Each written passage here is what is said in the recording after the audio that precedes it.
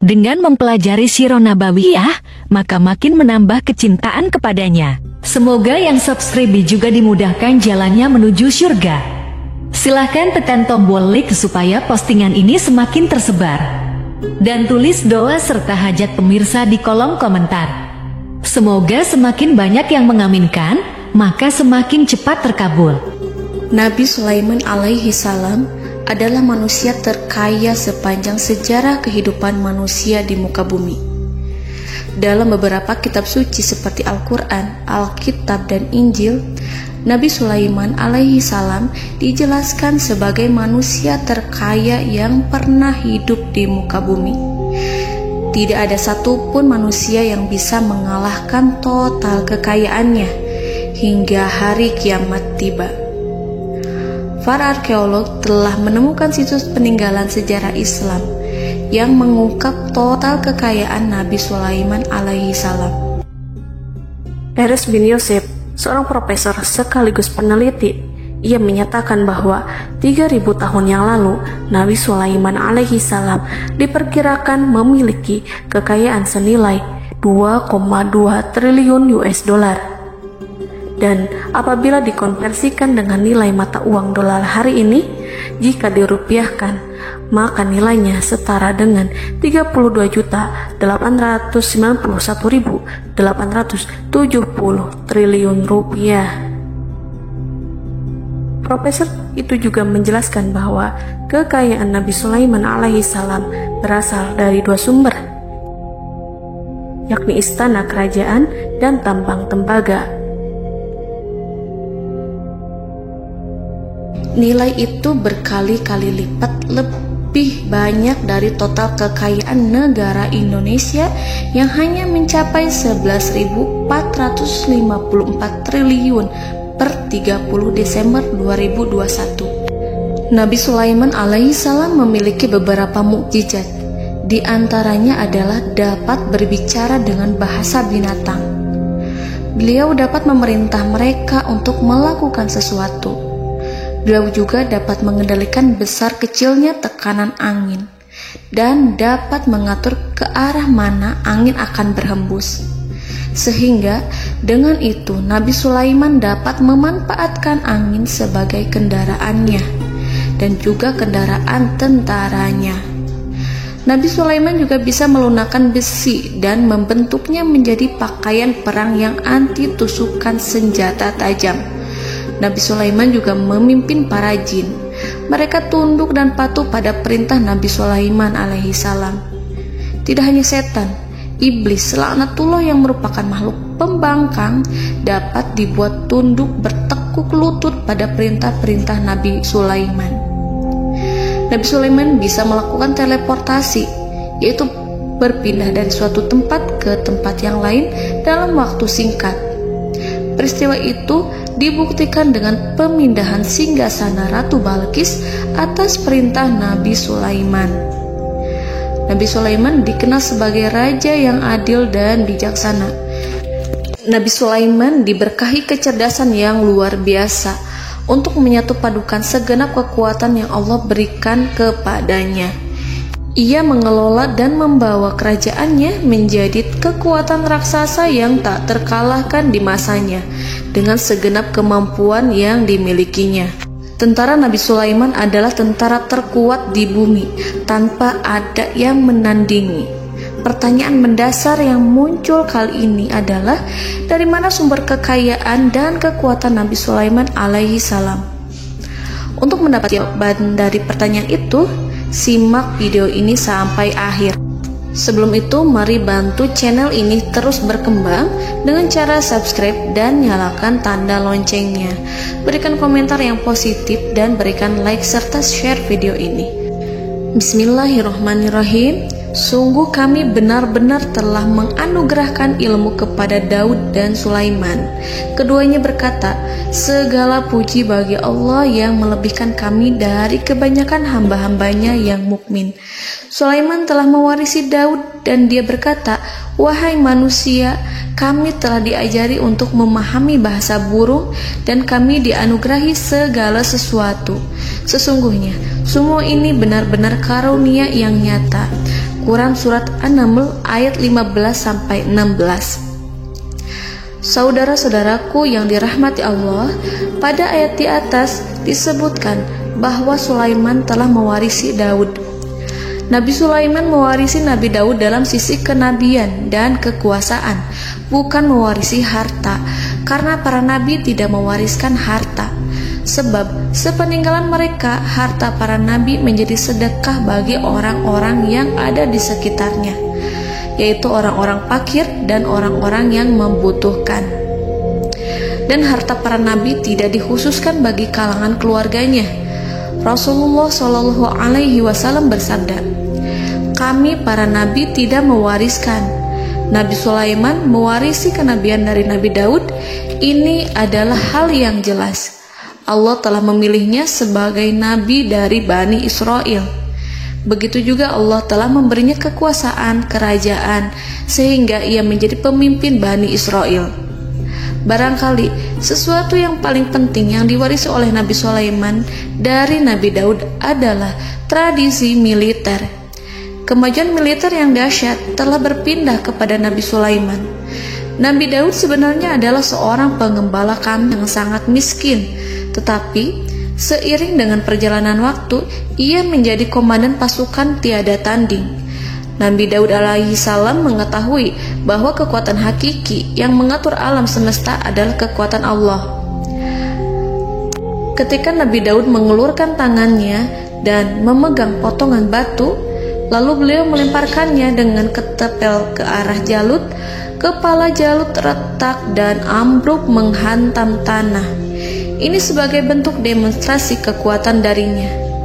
Kehadiran Nabi Daud mengubah pasukan Bani Israel, di mana mereka sebelumnya lari jika berhadapan dengan musuh.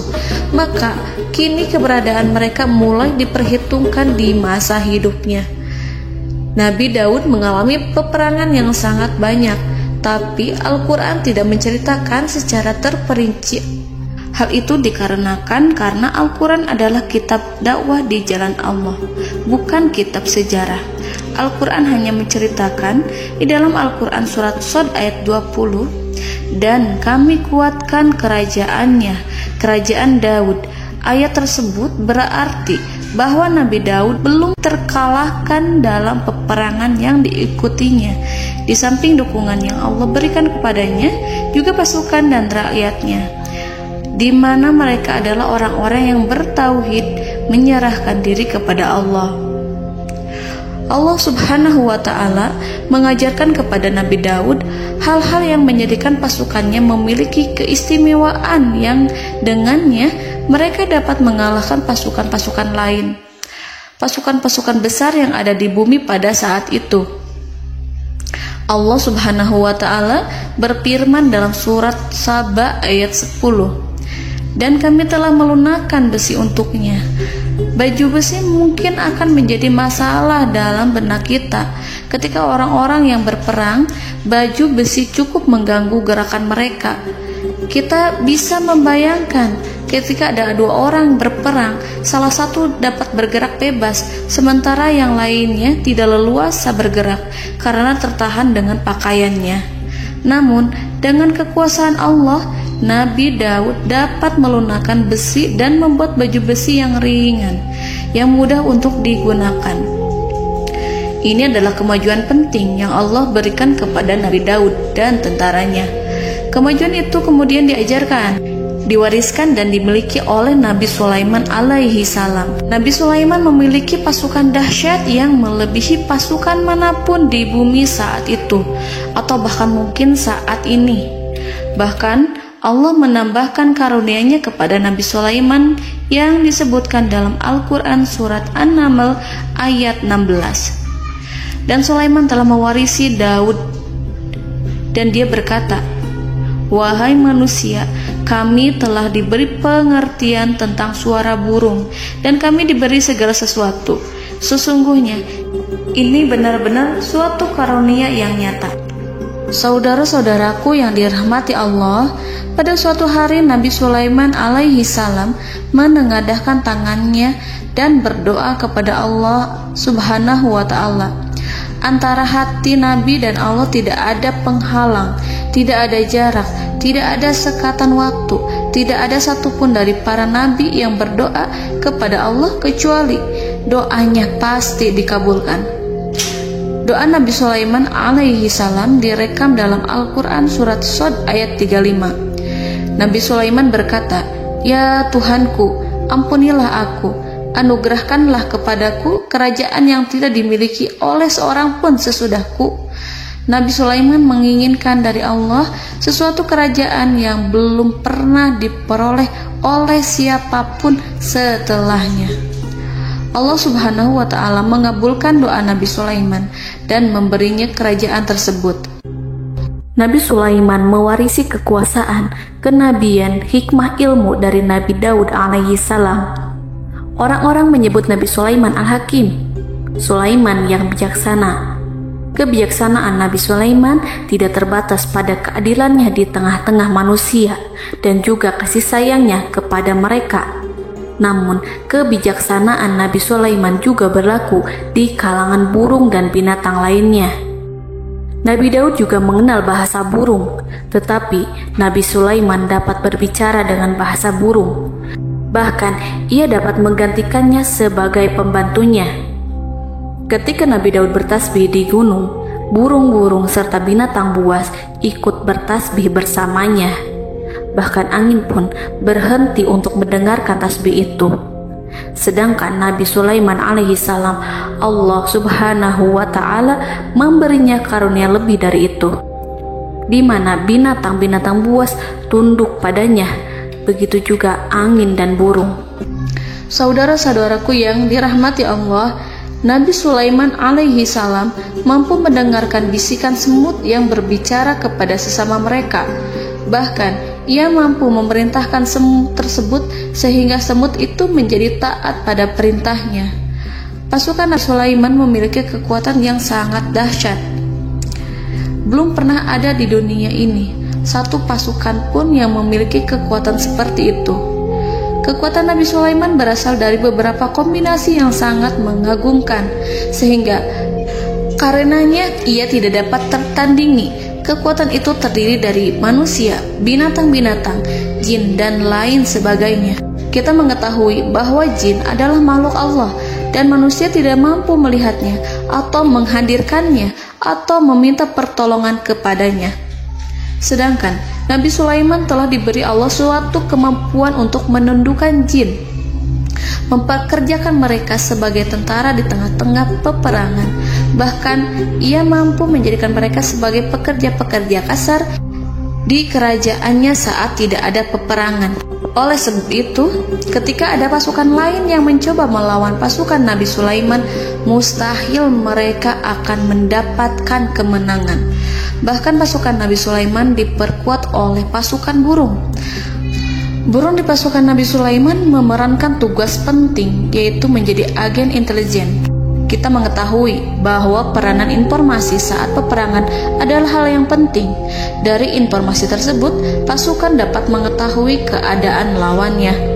Demikianlah peranan burung pada pasukan Sulaiman. Ia terbang di tengah-tengah musuh.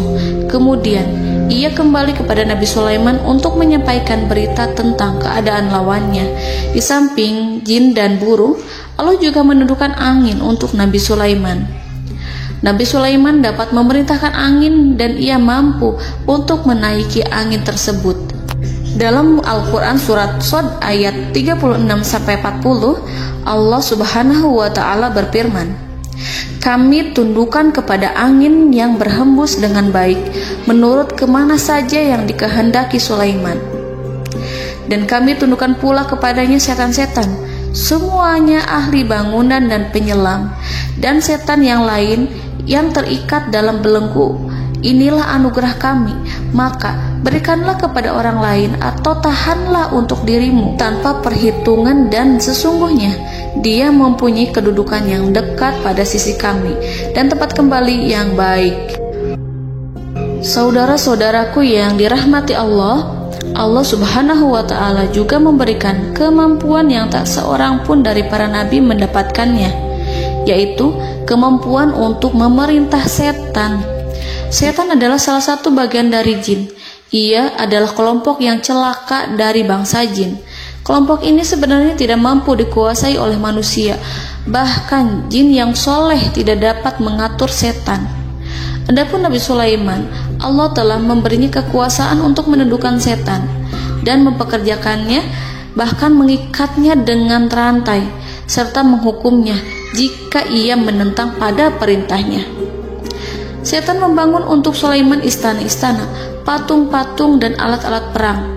Bahkan setan-setan itu menyelam ke dasar lautan untuk mengeluarkan permata dan yakut untuk Sulaiman. Jika di antara setan yang menentang perintahnya, maka Nabi Sulaiman alaihi salam mengikatnya dengan rantai. Ini semua menunjukkan kekayaan Nabi Sulaiman dan kekuasaannya, di mana ia mampu mengatur banyak makhluk di bumi ini. Tentu saja, kemampuan itu semua adalah atas izin dari Allah Subhanahu wa Ta'ala sebagai mukjizat darinya. Allah Subhanahu wa Ta'ala berfirman dalam Al-Quran surat Saba ayat 12, dan sebagian dari jin adalah yang bekerja di hadapannya di bawah kekuasaannya dengan izin Tuhannya, dan siapa yang menyimpang di antara mereka dari perintah kami, maka kami rasakan kepadanya azab neraka yang apinya menyala-nyala. Para jin itu membuat untuk Sulaiman apa yang dikehendakinya, dari gedung-gedung yang tinggi, patung-patung, dan piring-piring yang besarnya seperti kolam, atau periuk yang tetap berada di atas tungku. Saudara-saudaraku yang dirahmati Allah, Nabi Sulaiman yang bijaksana adalah penguasa yang tak tertandingi di muka bumi.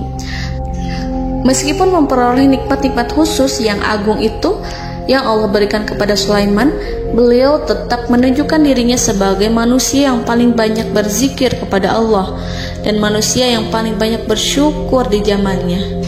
Saudara-saudaraku yang dirahmati Allah, sebagaimana Allah Subhanahu wa Ta'ala memberikan nikmat kepada ayahnya Nabi Daud alaihi salam, di mana ia mampu melunakkan besi dan Allah mengajarinya bagaimana cara mencairkan besi, maka Nabi Sulaiman alaihi salam dapat memanfaatkan tembaga yang cair untuk peperangan. Dan juga di saat perdamaian, pada saat peperangan, beliau mencampur tembaga dengan besi dan menjadikannya perunggu. Mereka menggunakan senjata-senjata perunggu dalam peperangan seperti pedang, baju besi, dan juga pisau. Senjata-senjata ini adalah senjata yang paling kuat pada saat itu. Sedangkan di saat damai, tembaga digunakan untuk membuat bangunan, perhiasan, dan sebagainya. Meskipun Nabi Sulaiman mendapatkan nikmat yang besar dan karunia yang khusus, Allah Subhanahu wa Ta'ala mengujinya dengan suatu ujian yang dahsyat. Ujian yang akan selalu datang kepada seorang hamba yang soleh. Ketika hamba itu mendapatkan kedudukan besar, maka ujiannya pun menjadi besar. Allah Subhanahu wa Ta'ala menguji Nabi Sulaiman dengan penyakit. Diceritakan oleh Fahru Roji, Nabi Sulaiman diuji dengan suatu penyakit yang keras, di mana kedokteran saat itu tidak dapat dan tidak mampu mengatasinya. Sakitnya Nabi Sulaiman sangat keras, sehingga para dokter dari kalangan manusia ataupun jin tidak mampu menghilangkan penyakit itu. Lalu burung-burung menghadirkan rumput-rumput yang dianggapnya sebagai obat, tetapi Nabi Sulaiman tak kunjung sembuh.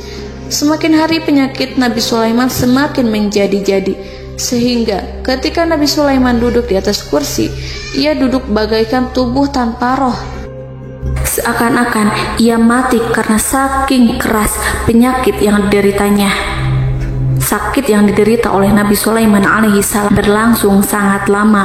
Namun Nabi Sulaiman tidak henti-hentinya berzikir kepada Allah dan meminta kesembuhan kepadanya, serta selalu beristighfar dan mengungkapkan rasa cinta kepadanya. Selesailah ujian Allah terhadap hambanya Nabi Sulaiman. Beliau pun sembuh.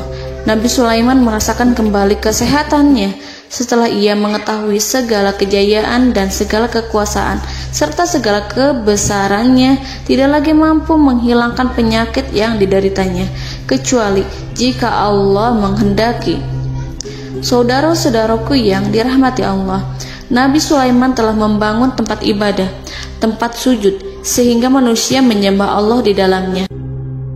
Orang-orang yang membangunnya berjumlah puluhan ribu orang. Tentu setiap kelompok dari mereka memiliki pekerjaan masing-masing. Di antara mereka ada yang mencairkan tembaga, di antara mereka ada yang tukang pahat, ada yang tukang ukir, ada yang membelah batu, ada yang memotong kayu, ada yang mendatangkan rumput-rumput dari Libanon, ada yang mendatangkan emas dan menjadikannya lempengan-lempengan yang mengkilat untuk menutupi kayu, serta untuk melapisi dinding-dinding. Bahkan golongan jin pun membantu membangun tempat tersebut, tentu dengan perintah dan bimbingan Nabi Sulaiman.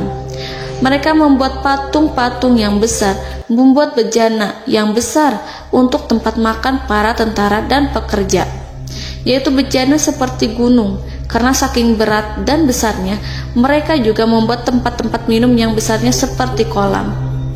Nabi Sulaiman mengawasi para pekerjanya dan juga mengurusi masyarakatnya, di mana beliau mengenali problem mereka dan berusaha memecahkannya. Beliau juga mengawasi pasukan dari kalangan binatang dan burung. Beliau mengetahui apabila ada satu di antara mereka yang tidak datang, kemana ia pergi, serta mengapa ia pergi. Nabi Sulaiman menguasai pengetahuan itu semua. Nabi Sulaiman bukan hanya mengetahui problem tentara-tentaranya dari kalangan manusia ataupun tentaranya dari kalangan burung, namun ia juga menunjukkan kasih sayang terhadap semut, di mana beliau mendengar bisikannya dan tidak suka untuk menginjaknya. Nabi Sulaiman selalu menundukkan kepalanya ke bumi sebagai bentuk rasa rendah diri dan syukur kepada Allah. Pada suatu hari, Nabi Sulaiman alaihi salam berjalan di depan tentaranya, dan tiba-tiba ia mendengar suara semut yang berkata kepada temannya dari kalangan semut. Hal itu terekam dalam Al-Quran surat An-Naml ayat 18-19. Wahai semut-semut, masuklah ke dalam sarang-sarangmu agar kamu tidak terinjak oleh Sulaiman dan tentaranya, sedangkan mereka tidak menyadarinya. Nabi Sulaiman alaihi salam tersenyum mendengar itu, dan ia berdoa, "Ya Allah, ya Tuhanku, berilah aku ilham untuk tetap mensyukuri nikmat-Mu yang telah Engkau anugerahkan kepadaku dan kepada kedua orang ibu bapakku, dan untuk mengerjakan amal soleh yang Kau ridhoi, dan masukkanlah aku ke dalam rahmat-Mu, ke dalam golongan hamba-hamba-Mu yang soleh." Saudara-saudaraku yang dirahmati Allah, meskipun Nabi Sulaiman mendapatkan kekuasaan dan memiliki tentara yang besar, namun beliau menunjukkan kasih sayang terhadap bangsa semut. Beliau mendengarkan bisikannya dan melihat semut yang ada di depannya. Oleh karena itu, tak mungkin baginya untuk menginjak golongan semut itu. Nabi Sulaiman bersyukur kepada Allah telah memberinya nikmat, yaitu nikmat rahmat dan kasih sayang.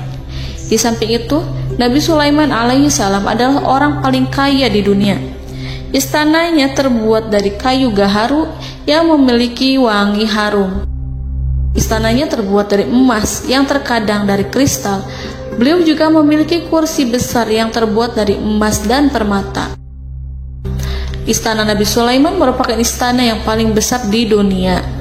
Nabi Sulaiman menggunakan pakaian dari emas dan permata. Meskipun demikian, Nabi Sulaiman tetap menunjukkan sebagai hamba yang berserah diri dan rendah diri di hadapan Allah Subhanahu wa Ta'ala. Nabi Sulaiman yang merendahkan diri di hadapan Allah, ia selalu sujud kepada Allah, sebagaimana ayahnya yang selalu bertasbih pada Allah. Nabi Sulaiman selalu melantunkan lagu-lagu cinta ilahi dan hanya memuji Allah Subhanahu wa Ta'ala. Pada suatu hari, Nabi Sulaiman alaihi salam mengeluarkan perintah kepada pasukannya untuk bersiap-siap. Kemudian, Nabi Sulaiman keluar dan memeriksa pasukannya satu demi satu. Kelompok yang pertama adalah kelompok manusia.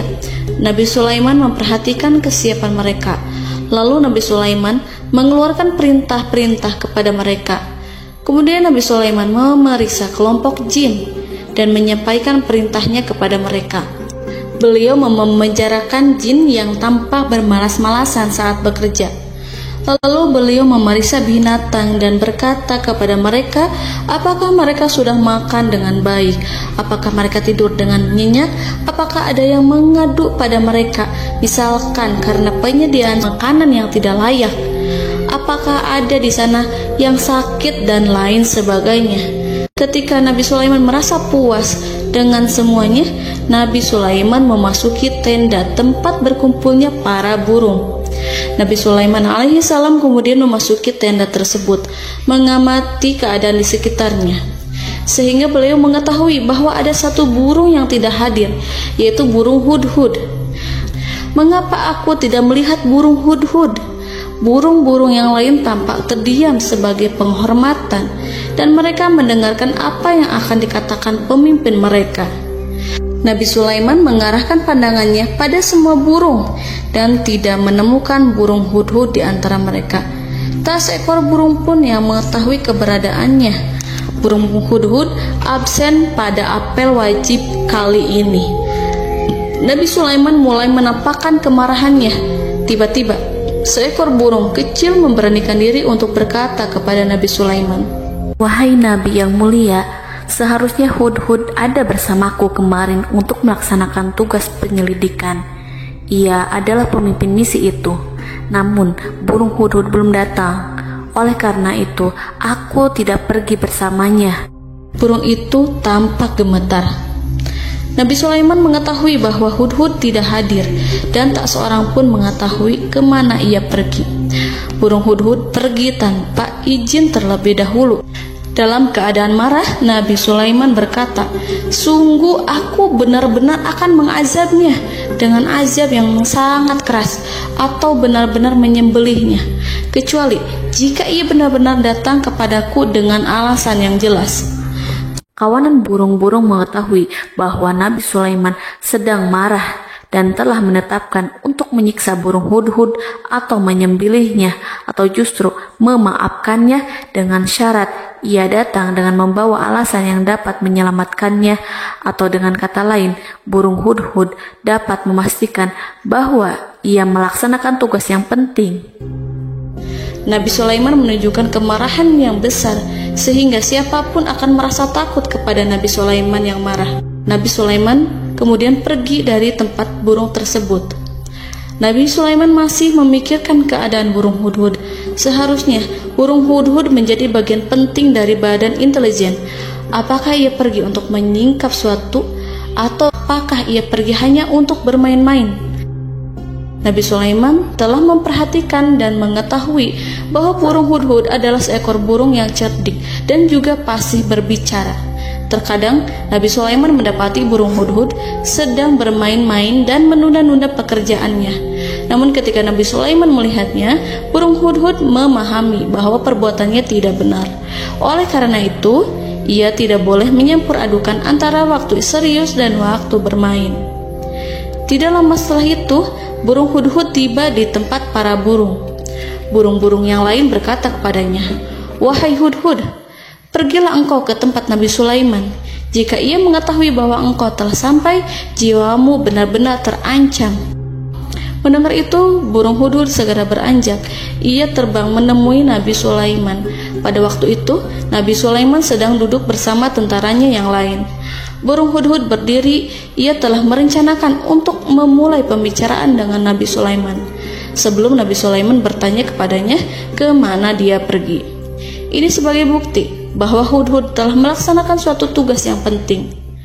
Dalam Al-Quran Surat An-Naml ayat 22, burung hudhud berbicara, Aku telah mengetahui sesuatu yang kamu belum mengetahuinya, dan kubawa kepadamu dari negeri Saba suatu berita penting yang diyakini seakan-akan burung hudhud hendak berkata, Aku adalah hudhud yang miskin, tapi aku mengetahui apa yang tidak engkau ketahui, dan aku telah datang kepadamu dari kerajaan Saba dengan membawa berita yang sangat penting.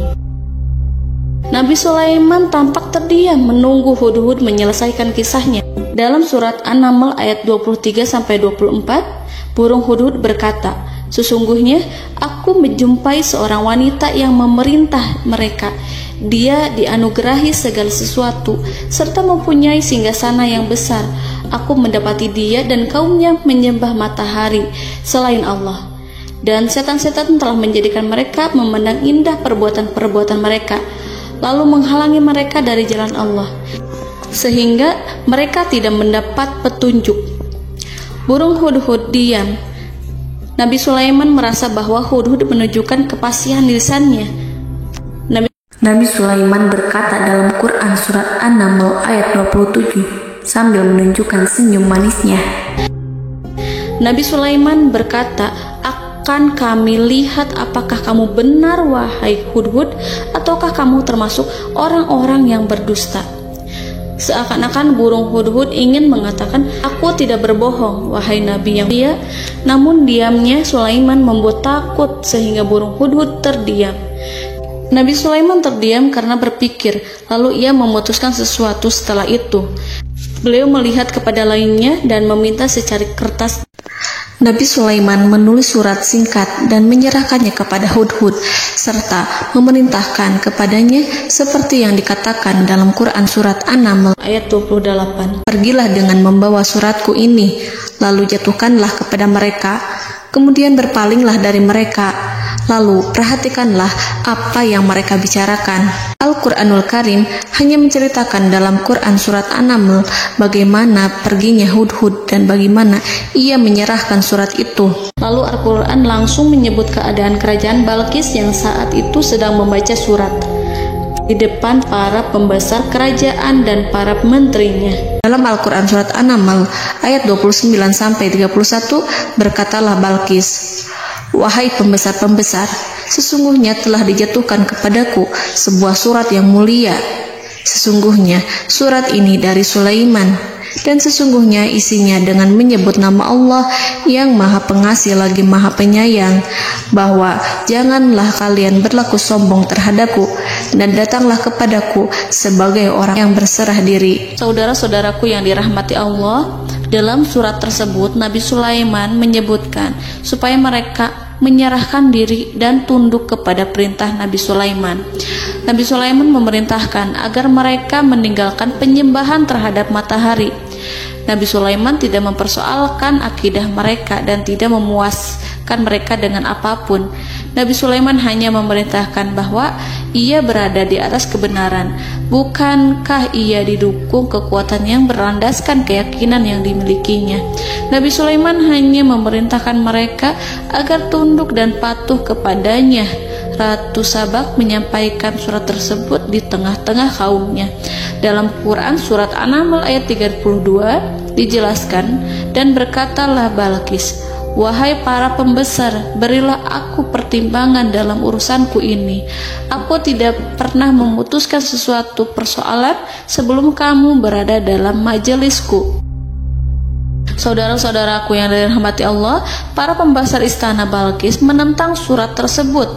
Isi surat itu membangkitkan kesombongan kaum Sabak, di mana mereka merasa lebih kuat. Mereka mengetahui bahwa di sana ada seorang yang mencoba menentang mereka dan mengisyaratkan peperangan kepada mereka.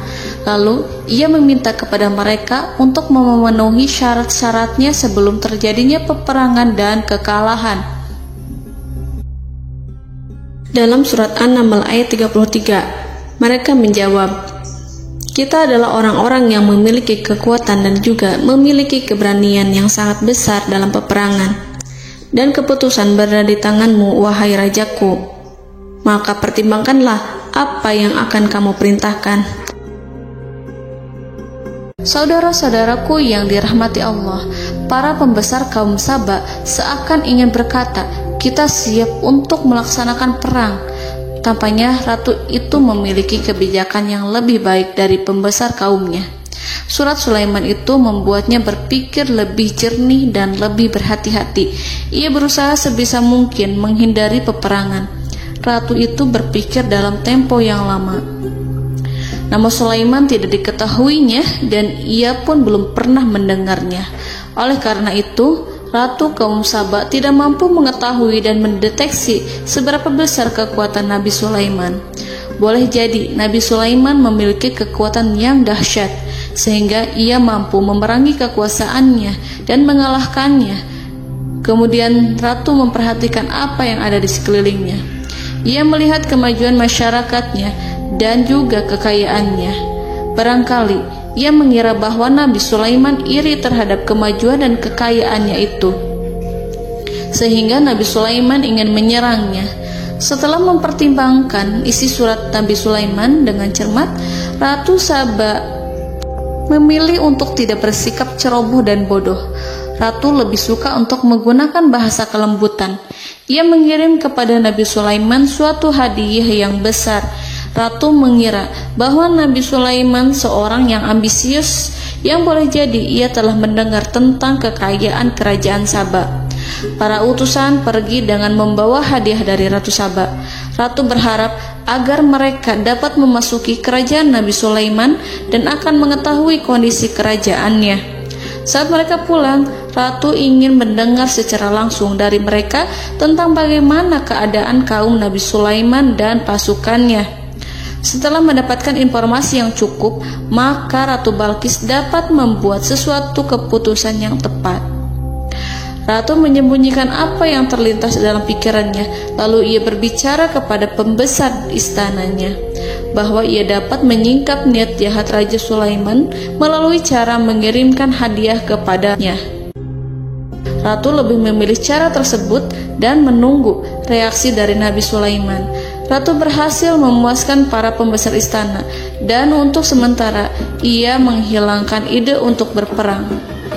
Karena para raja jika menyerang suatu desa, maka pemimpin desa tersebut adalah orang yang paling banyak mendapatkan kehinaan.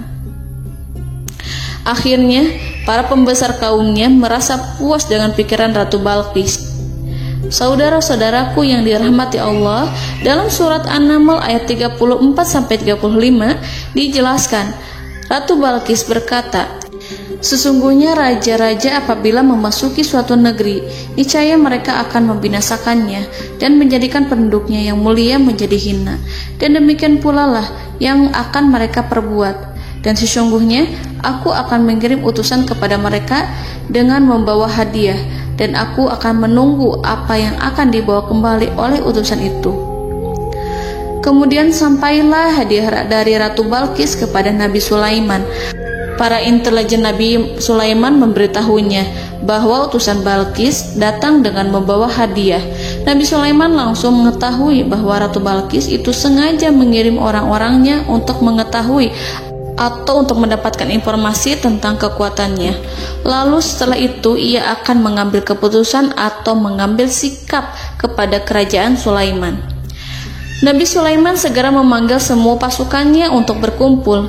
Utusan Balqis segera memasuki istana Nabi yang dipenuhi dengan pasukan yang besar bersenjata. Melihat itu, utusan Ratu Balqis tercengang dan terkejut ketika mereka melihat kekayaan yang mereka bawa tidak ada apa-apanya dibandingkan dengan kerajaan Nabi Sulaiman. Hadiah mereka tampak tidak berarti. Emas yang mereka bawa tampak tidak memiliki makna saat mereka memasuki istana Nabi Sulaiman yang terbuat dari kayu-kayu pohon gaharu yang mengeluarkan bau yang harum serta dihiasi dengan emas permata. Para utusan Ratu Balqis berdiri bersama Nabi Sulaiman dan menyaksikan bagaimana Nabi Sulaiman mengendalikan pasukannya. Kemudian mereka mulai berpikir tentang kekuatan dan kualitas pasukan Nabi Sulaiman. Betapa kagetnya mereka ketika melihat di tengah-tengah pasukan itu terdapat singa, burung, dan tentara dari kalangan manusia yang mampu terbang. Mereka pun sadar bahwa mereka di hadapan pasukan yang tiada tandingannya. Selesailah demonstrasi pasukan Nabi Sulaiman. Kemudian para utusan ratu dipersilahkan maju ke tempat hidangan makanan.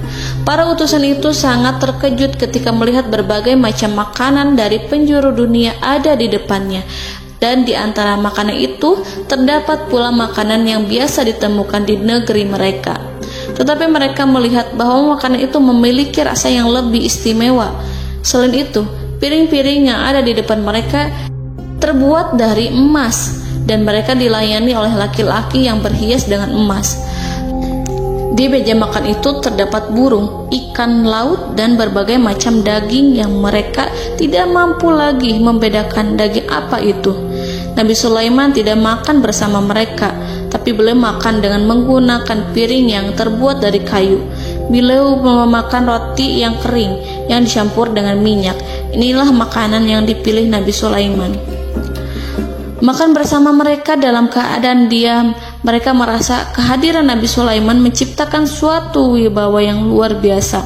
Selesai perjamuan itu, lalu dengan sangat malu mereka menyerahkan hadiah dari Ratu Balqis kepada Nabi Sulaiman. Hadiah itu berupa emas yang bagi mereka hadiah itu sangat bernilai tinggi.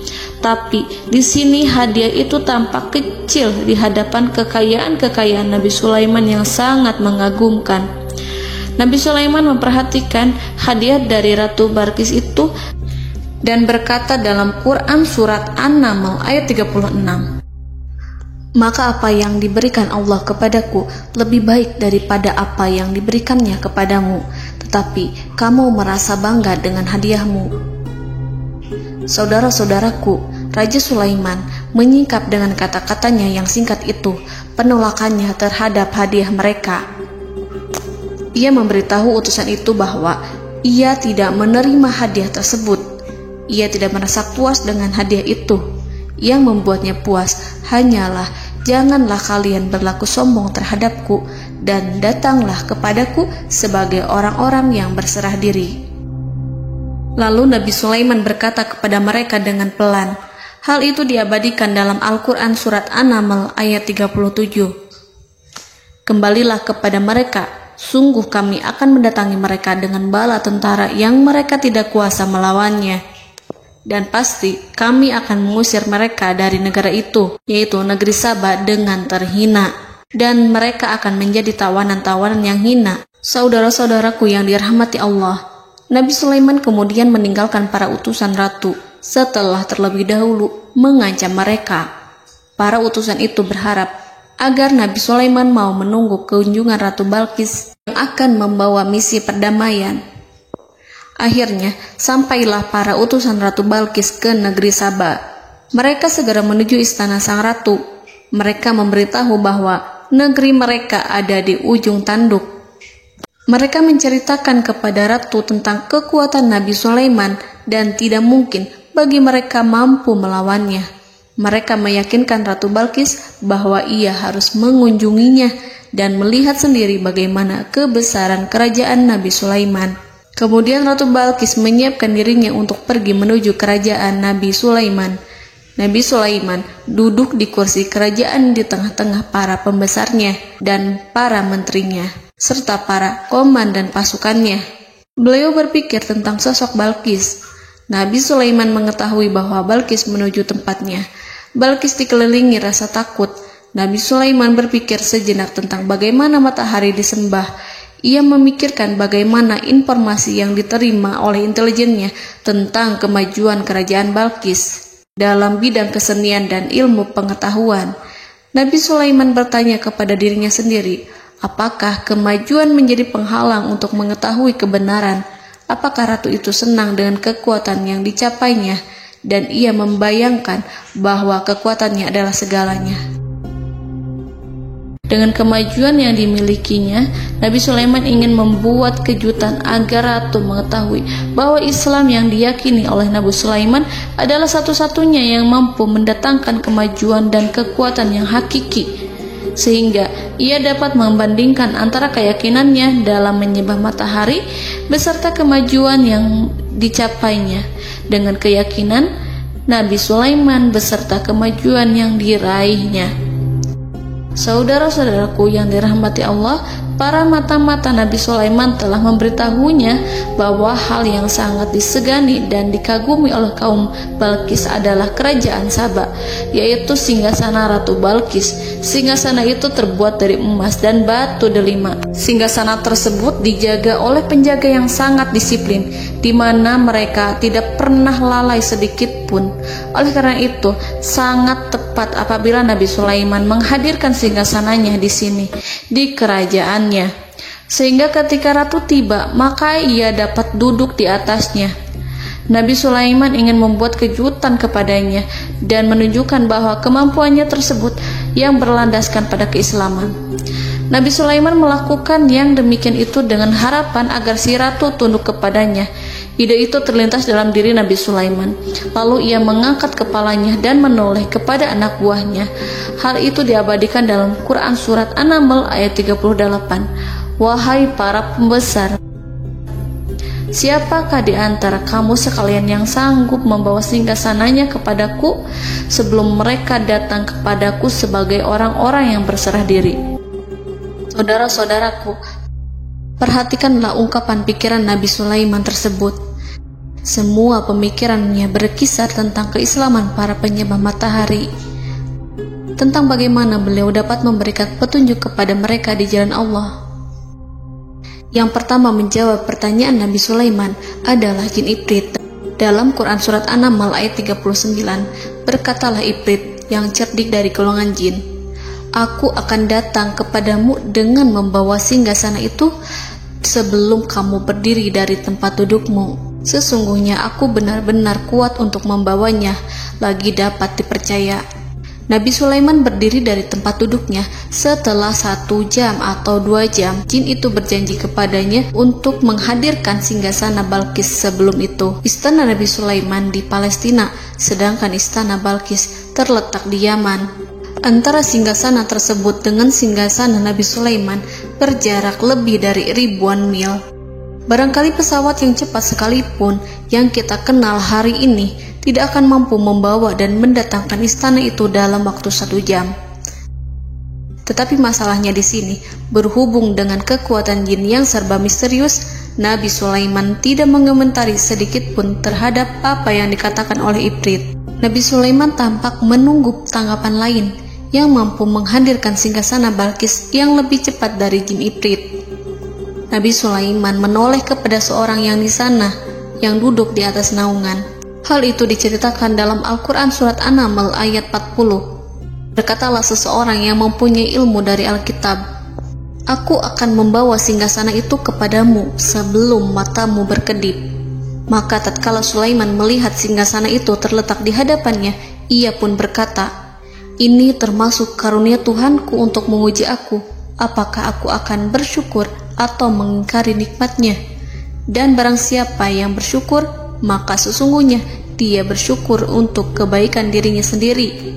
Dan barang siapa yang ingkar, maka sesungguhnya Tuhanku Maha Kaya lagi Maha Mulia." Saudara-saudaraku, belum lama seseorang yang mempunyai ilmu dari Alkitab menyatakan kalimatnya, sehingga singgasana itu tiba-tiba ada di depan Nabi Sulaiman, yang mampu menghadirkan singgasana itu lebih cepat dari kedipan mata. Al-Quranul Karim tidak menyingkap kepribadian seseorang yang menghadirkan singgasana itu. Al-Quran hanya menggarisi bahwa orang itu mempunyai ilmu dari Alkitab. Al-Quran tidak menjelaskan kepada kita apakah ia seorang malaikat, ataukah manusia, ataukah jin. Al-Quran sengaja tidak menyingkap hakikat kitab yang dimaksud. Saudara-saudaraku yang dirahmati Allah, setelah melihat singgasana itu, Nabi Sulaiman bersyukur kepada Allah. Ia mulai memperhatikan singgasana sang ratu. Singgasana tersebut merupakan simbol pembangunan dan juga kemajuan, tetapi nampaknya ia hanya sesuatu yang biasa saja jika dibandingkan dengan kekuasaan dan kebesaran ciptaan yang dibuat oleh manusia dan jin di kalangan istana Nabi Sulaiman. Nabi Sulaiman memikirkan dalam tempo yang sangat lama singgasana Ratu Balqis itu. Kemudian beliau memerintahkan agar singgasana itu diperbaiki, sehingga saat Ratu Balqis datang, dia akan mengujinya. Apakah Ratu Balqis dapat mengenali singgasananya ataukah tidak? Dalam Al-Quran Surat An-Naml ayat 41, Nabi Sulaiman berkata, "Ubahlah baginya singgasananya, maka kita akan melihat apakah dia mengenal ataukah dia termasuk orang-orang yang tidak mengenalnya." Saudara-saudaraku yang dirahmati Allah, Nabi Sulaiman memerintahkan agar dibangun istana yang akan digunakan untuk menyambut Ratu Balqis. Nabi Sulaiman memilih tempat di laut, dan ia memerintahkan agar dibangun suatu istana di mana sebagian besarnya terdiri dari air laut. Nabi Sulaiman memerintahkan agar lantainya itu terbuat dari kaca yang tebal dan kuat, sehingga orang-orang yang berjalan di atas istana itu akan dapat melihat di bawahnya ada ikan-ikan berwarna-warni yang berenang-renang. Dan mereka akan melihat rumput-rumput laut yang bergerak-gerak. Akhirnya, selesailah pembangunan istana itu. Saking bersihnya kaca lantainya, sehingga tampak di sana tidak ada kaca. Burung hudhud memberitahu Nabi Sulaiman bahwa Balkis telah sampai dekat kerajaannya. Kemudian Ratu Balkis datang. Al-Quran tidak menyebutkan keadaan Nabi Sulaiman saat menyambut Balkis, namun Al-Quran menunjukkan dua sikap Ratu Balkis. Yang pertama, bagaimana sikap Balkis ketika pertama kali melihat singgasananya yang datang mendahuluinya, padahal ia telah meninggalkan pengawalannya untuk tetap setia menjaga singgasananya itu. Keadaan kedua adalah keadaan di depan istana yang dibangun untuk penyambutan Balkis. Istana itu penuh dengan permata yang berenang-renang di bawahnya ikan-ikan. Dalam Quran Surat An-Naml ayat 42 dijelaskan, dan ketika Balkis datang, ditanyakanlah kepadanya, serupa inikah singgasanamu? Balkis menjawab, seakan-akan singgasana ini adalah singgasanaku. Kami telah diberi pengetahuan sebelumnya, dan kami adalah orang-orang yang berserah diri. Saudara-saudaraku, pada dialek di atas, Balkis melihat singgasananya dan ia tercengang saat mengetahui bahwa itu adalah singgasana miliknya. Namun kemudian ia mulai ragu karena melihat tidak sepenuhnya itu singgasana miliknya. Jika itu benar-benar miliknya, lalu bagaimana ia datang mendahuluinya? Dan bila bukan singgasananya, maka bagaimana Sulaiman dapat meniru sepersis dan seteliti itu? Padahal Sulaiman tidak pernah sekalipun ke kerajaannya. Nabi Sulaiman berkata saat melihat Balkis mengamati singgasananya, apakah ini singgasanamu? Balkis terlihat sangat kebingungan, namun setelah itu ia menjawab, sepertinya benar. Nabi Sulaiman berkata, kami telah diberi ilmu sebelumnya dan kami sebagai orang-orang muslim.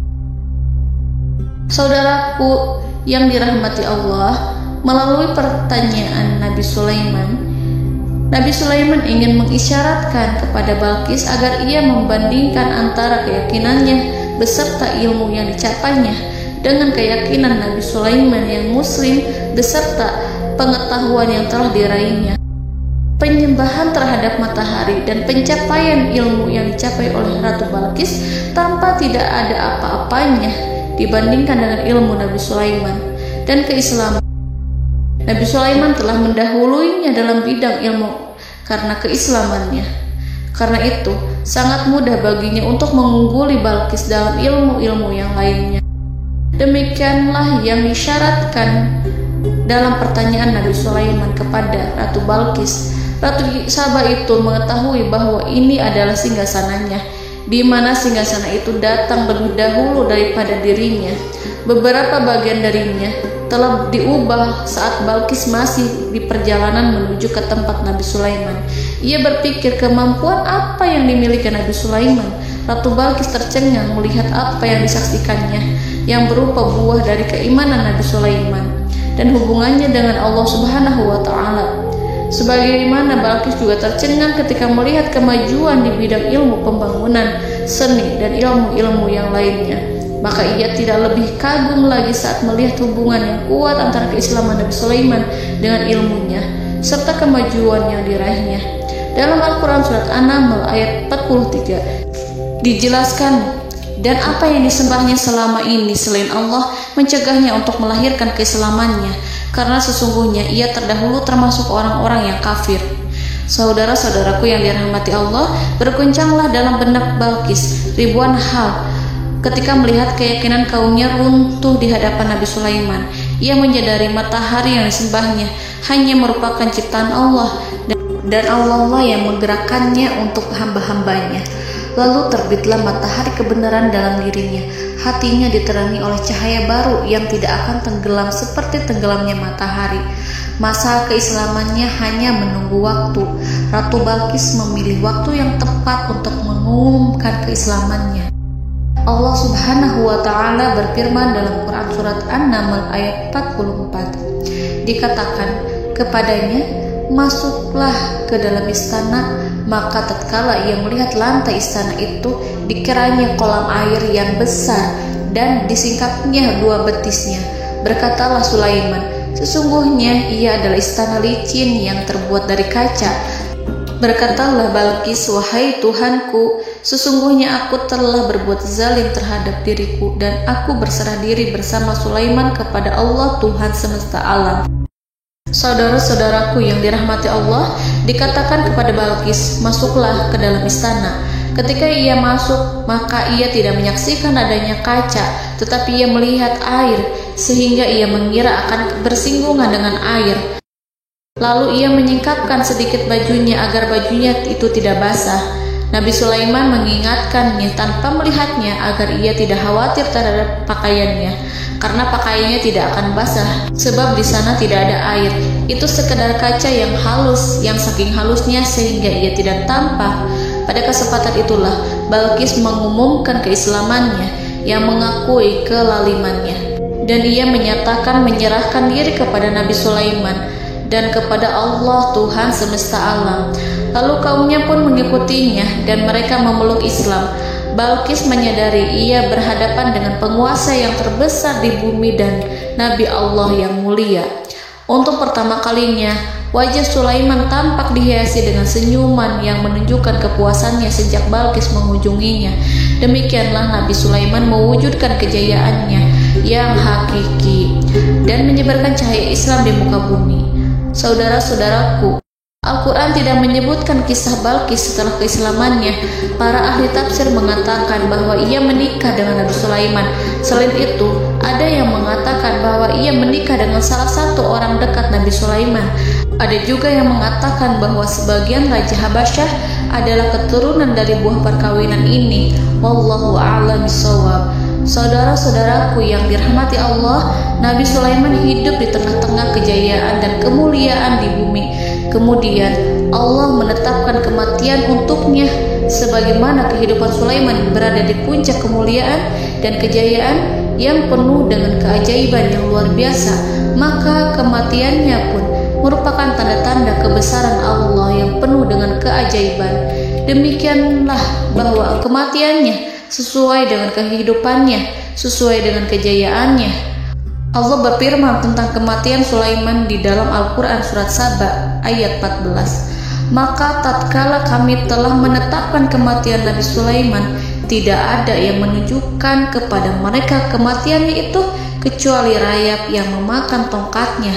Maka tatkala ia telah tersungkur, tahulah jin bahwa kalau sekiranya mereka mengetahui yang gaib, tentulah mereka tidak akan tetap dalam siksa yang menghinakan. Saudara-saudaraku, kemampuan Nabi Sulaiman untuk menundukkan jin dan mempekerjakan mereka serta hubungan mereka dengan semua itu menimbulkan fitnah di tengah-tengah manusia. Dalam hal tertentu, kematian Nabi Sulaiman merupakan batasan jawaban terhadap fitnah ini. Kami tidak mengetahui siapa yang mengklaim bahwa jin mengetahui hal yang gaib. Apakah itu setan yang terkutuk, atau jin yang bodoh, atau manusia yang tertipu? Kami tidak mengetahui siapa yang bertanggung jawab terhadap tersebarnya isu yang keliru ini. Yang kita ketahui adalah bahwa hal tersebut adalah mempengaruhi sebagian manusia dan jin. Barangkali manusia berkata kepada diri mereka, selama jin melakukan perbuatan yang luar biasa ini, maka apa gerangan yang menjadikan mereka tidak mengetahui hal yang gaib itu? Manusia itu lupa bahwa kunci kegaiban berada di tangan Allah. Masalah ilmu gaib tidak akan mampu dikuasai oleh jin dan manusia. Hanya Dia yang mengetahuinya, dan manusia diberitahu hanya sedikit sekali. Saudara-saudaraku yang dirahmati Allah, seakan-akan Allah telah merencanakan bahwa kematian Sulaiman bertujuan untuk menghancurkan pemikiran itu, yaitu pemikiran bahwa jin mengetahui hal-hal yang gaib. Jin bekerja untuk Nabi Sulaiman selama beliau hidup, dan tatkala beliau meninggal, maka tugas mereka menjadi bebas. Nabi Sulaiman meninggal tanpa diketahui oleh jin, sehingga mereka tetap bekerja untuk mereka, tetap mengabdi kepada Sulaiman. Seandainya mereka mengetahui hal yang gaib, niscaya mereka tidak akan meneruskan pekerjaan mereka. Saudara-saudaraku, pada suatu hari Nabi Sulaiman memasuki mihrabnya untuk itikaf ibadah dan beribadah kepada Allah. Tak seorang pun yang berani mengganggu khalwatnya. Mihrab Sulaiman terletak di puncak gunung dan dindingnya terbuat dari permata. Pada suatu hari, Nabi Sulaiman duduk bersandar pada tongkatnya dan ia tampak tenggelam dalam tafakur. Beliau berzikir pada Allah hingga rasa kantuk menguasainya. Lalu setelah itu malaikat maut menemuinya. Nabi Sulaiman pun meninggal. Beliau bersandar kepada tongkatnya. Jin melihatnya dan mengira bahwa beliau sedang sholat, sehingga mereka pun terus melanjutkan pekerjaannya. Berlalulah hari demi hari yang panjang. Datanglah rayap, yaitu semut kecil yang memakan kayu. Hewan itu mulai memakan tongkat Nabi Sulaiman. Rayap itu tampak lapar. Sebagian dari tongkat Nabi Sulaiman dimakan beberapa hari oleh rayap itu. Ketika yang dimakannya semakin bertambah, maka tongkat itu pun menjadi rusak dan kemudian jatuh dari tangan Nabi Sulaiman alaihi salam. Tubuh mulia itu kehilangan keseimbangan dan kemudian jatuh terhempas di bumi. Tatkala tubuh suci itu tersungkur, maka manusia segera menuju ke arahnya. Mereka menyadari dan mengetahui bahwa Nabi Sulaiman telah meninggal dalam waktu yang lama. Jin menyadari bahwa mereka tidak mengetahui hal yang gaib, dan manusia pun mengetahui hakikat ini. Seandainya jin mengetahui hal yang gaib, niscaya ia tidak akan meneruskan siksa yang hina. Mereka tidak akan bekerja kepada Sulaiman. Demikianlah Nabi Sulaiman alaihi salam meninggal dalam keadaan duduk dan sholat di mihrabnya. Lalu berita itu tersebar bagaikan api di bumi. Manusia, burung, dan binatang buas mengantarkan jenazah Nabi Sulaiman. Sekawanan burung tampak sedih dan menangis. Semua makhluk bersedih.